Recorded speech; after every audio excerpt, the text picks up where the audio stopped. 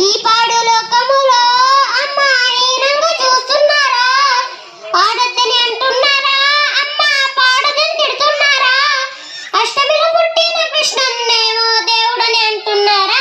నన్నేమో పాడదని తిడుతున్నారా? ఆడపిల్లనమ్మా నేను ఆడపిల్లనాని బాధపడకమ్మా నీవు దిగులు చెందకమ్మా పల్కడ పన్పట్